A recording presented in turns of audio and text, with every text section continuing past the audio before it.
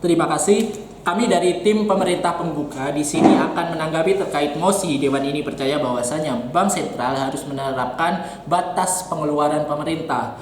Pada dasarnya dari tim pemerintah pembuka, saya sebagai perwakilan dari tim pemerintah pembuka sangat setuju dan sepakat ketika mosi dibacakan, yakni Dewan ini percaya bahwasanya Bank Sentral harus menerapkan batas pengeluaran pemerintah. Karena apa? Karena dia dari segi fungsi dan tujuan dari adanya Bank Sentral itu sendiri, yakni yang pertama, mengatur keuangan negara, mengatur stabilitas keuangan negara, mengatur makroekonomi, mengatur sistem mikroekonomi, dan juga mengatur laju perimbangan barang dan jasa dan juga keuangan. Nah, untuk yang pertama, yakni dari argumen kami disepakati bahwasanya dari tim pemerintah pembuka setuju dengan mosi tersebut, yakni yang pertama, stabilitas makroekonomi. Nah, stabilitas makroekonomi perlu digarisbawahi. Stabilitas makroekonomi tidak bisa tercapai ketika pengeluaran pemerintah itu tidak dibatasi oleh Bank Sentral itu sendiri. Karena apa? Karena makroekonomi adalah studi mencakup berbagai lintas ilmu keuangan yang mencapai aspek laju pertumbuhan perusahaan, laju pertumbuhan pasar, dan laju pertumbuhan keuangan negara. Nah, karena apa? Karena sistem makroekonomi sendiri ini akan berdampak pada sistem keuangan negara itu sendiri. Itu yang pertama. Terus yang kedua, yakni stabilitas sistem keuangan.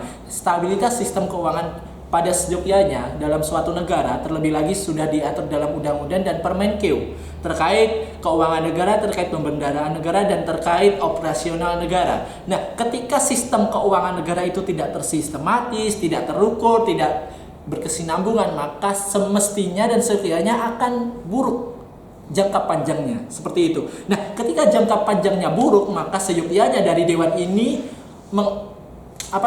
menerbitkan atau mengeluarkan mosi tindakan preventif kepada bank untuk menekan adanya batas pengeluaran pemerintah, karena nantinya akan berdampak baik pada pengeluaran kurs suku bunga. Seperti itu yang kedua. Terus yang ketiga, yakni menjaga laju pemulihan ekonomi.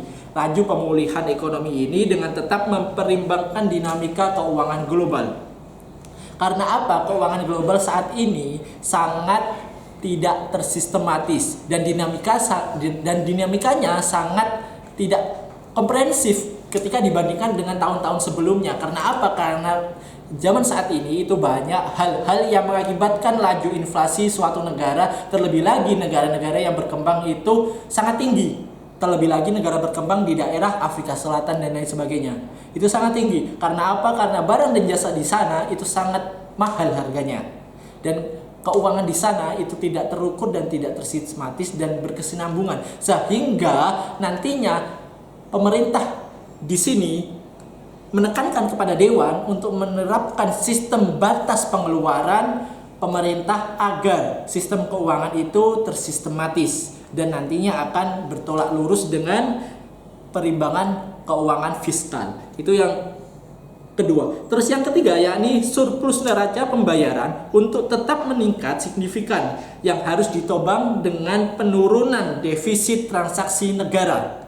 Perlu digarisbawahi bahwasanya ketika laju perekonomian itu tinggi, maka defisit itu akan menurun. Nah, nantinya laju inflasi itu akan semakin niscaya untuk suatu negara yang menerapkan sistem perekonomian yang teratur dan tersistematis. Karena apa? Karena seyogyanya Indonesia pernah mengalami drop inflasi pada tahun 90-an ketika transisi dari zaman Orde Baru menuju zaman reformasi. Nah, pada saat itu kita lihat laju perusahaan, laju pertumbuhan pasar, laju jual beli barang dan jasa itu sangat ambruk.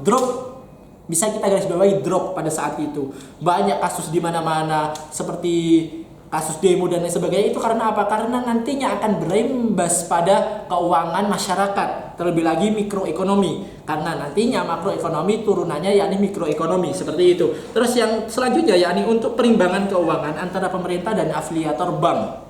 Nah, afiliator bank inilah dalam sistem tata negara ada yang namanya otonomi daerah dan otonomi pusat, yang berfokus pada pusat dan berfokus pada daerah.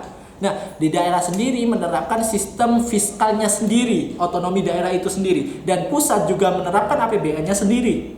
Berbeda, sangat berbeda. Ketika Bank Sentral tidak membatasi adanya batas pengeluaran pemerintah, maka nantinya otonomi daerah juga akan mengambil haknya di bank sentral yang di luar batas pengeluaran pemerintah. Nantinya kurs bunga, suku bunga nantinya akan naik signifikan. Itu yang poin yang pertama. Terus poin yang kedua, yakni ketika otonomi daerah tidak teratur, maka pemerintah pusat akan terbebani. Karena apa? Karena sumber pendapatan negara itu bersifat tidak stabil. Dalam artian bisa berubah sewaktu-waktu atau sewaktu tahun tertentu. Karena apa? Karena pendapatan keuangan negara itu bersumber pada pajak, bersumber pada pendapatan, dan lain sebagainya. Dana hibah dan lain sebagainya dari hasil dari suatu perusahaan atau afiliator bank. Yang selanjutnya yakni meminimalisir kesinambungan fiskal tingkat suku bunga dan juga menjaga resiko kurs dan resiko operasional. Karena apa? Karena nantinya ketika otonomi daerah dan juga otonomi pusat itu berseberangan, yang kelanjutannya nanti otonomi daerah itu mengambil haknya di luar batas pengeluaran pemerintah dan juga pemerintah juga mengambil haknya di luar batas pengeluaran pemerintah yang diterapkan oleh Dewan ini, maka dari tim pemerintah pembuka di sini sangat riskan ketika hal tersebut terjadi karena nantinya akan berimbas pada efek jangka panjang perekonomian di negara tertentu, terlebih lagi di negara ini. Karena apa? Karena dalam hal ini Dewan ini pro terhadap pemerintah dan pro terhadap rakyat, di mana mementingkan hak rakyat. Karena apa? Karena Dewan di sini yakni memberikan batas pengeluaran pemerintah dalam asumsinya bahwasanya bank sentral itu tidak boleh melebih-lebihkan pengeluaran negara. Demikian dari tim pemerintah pembuka, di sini sangat setuju terhadap mosi tersebut. Terima kasih.